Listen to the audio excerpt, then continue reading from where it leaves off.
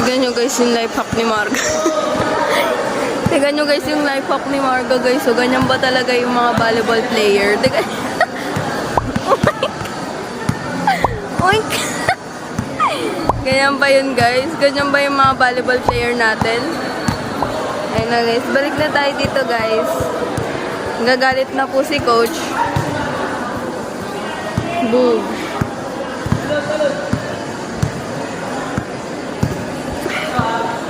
Si Marga.